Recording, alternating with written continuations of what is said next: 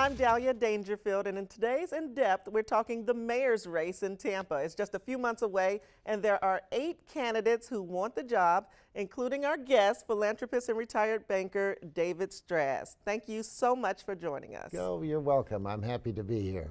Well, let's talk about why you're running. You're a political newcomer. Why enter the race? Well, you're right. I am a political newcomer. I've never been in politics before. Why am I in this is because there were a lot of recycled politicians and government employees that had announced that they were going to run.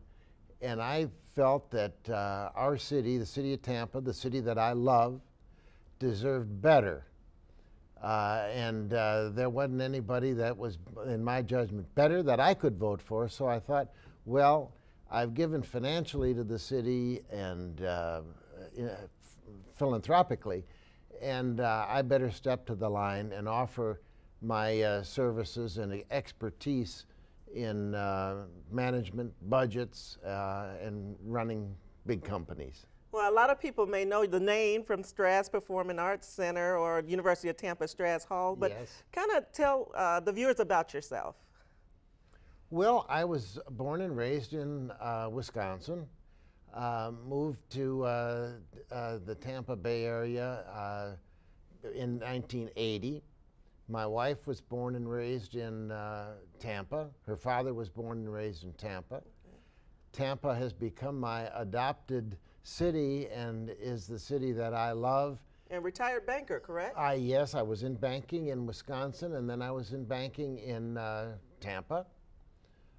Sold all the banks that I had some years ago and my wife and I devoted ourselves to helping in the community, philanthropy in the community that we both love.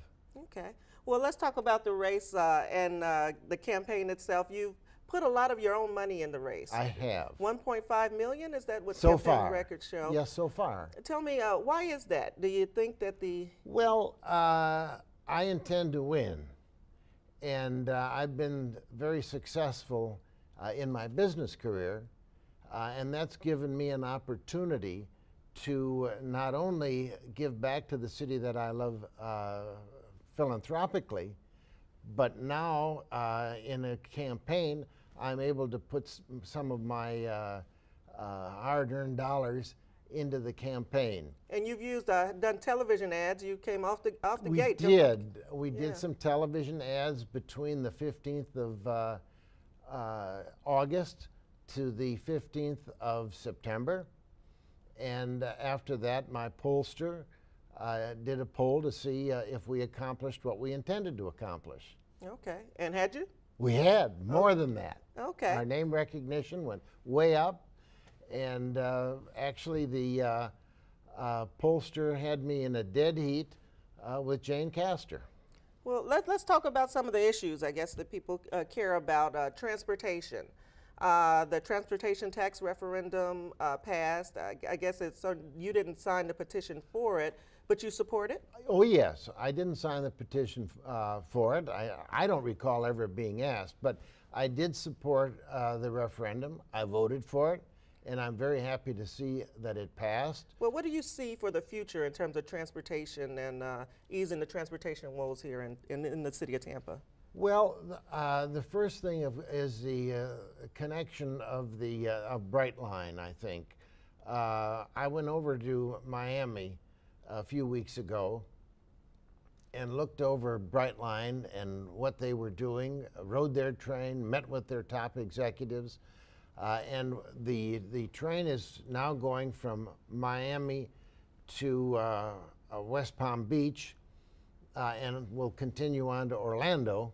That's in the works. And now that it's been approved to come over to Tampa. So we'll see. So you see a future of Tampa with rail? Very, very much so. And if you look at what's happened in Miami, there's been a lot of development around the train stations. Okay. High-rise office buildings, high-rise rental apartment buildings, and that has been promoted by the owners of Brightline. Okay. we can talk about downtown. There's been a revitalization effort of downtown. What do you see under your leadership if you were to become mayor for the downtown Tampa?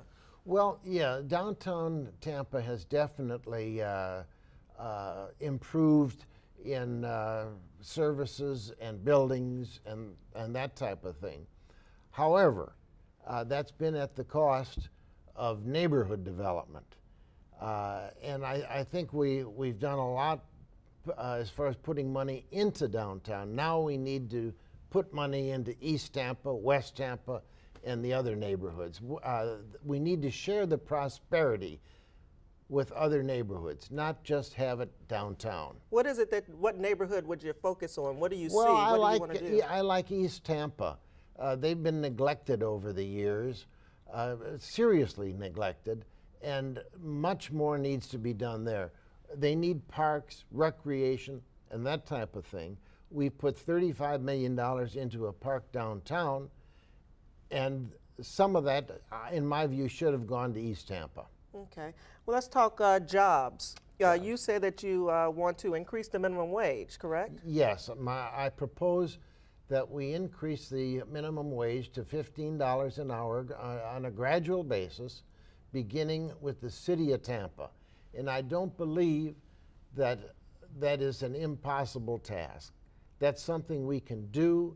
The people need it. You can't exist on $7 or $8 an hour anymore. How do you do that? You said it's not an impossible task. How do you do that with the budget? Well, I'm an expert on budgeting and management. There's plenty of stuff in the budget that can be cut out, and that all needs to be reevaluated. Okay. I ran the transition committee when Mayor Buckhorn was elected 8 years ago. And I went line by line through the budget, looked it all over. There's a lot there that can be reevaluated. Okay. Let me ask you about the race itself. The race is nonpartisan. Yes. It's Democratic leaning. You recently registered Democrat, correct? Yes, that's correct. And it says you voted for Trump. Yes. What do you say to those Democratic voters who might question your registering Democrat? Yeah. Well, what I say is I've done the same thing that Jane Castor did. I've changed from Republican to Democrat. And I did that because I evaluated my values and found that they align closely with the Democratic Party. I'm a physical conservative, and I tend socially to be more liberal. So that aligned with the Democratic Party. And then on top of that, the Democratic Party came to me and asked me if I would join their party. Nobody's ever done that before. So I said that I would, and I switched from Republican to Democrat. Okay. I think we've run out of time, but thank you so much for joining us, and Oh, good you're luck welcome. with the campaign. Thank you. Appreciate that.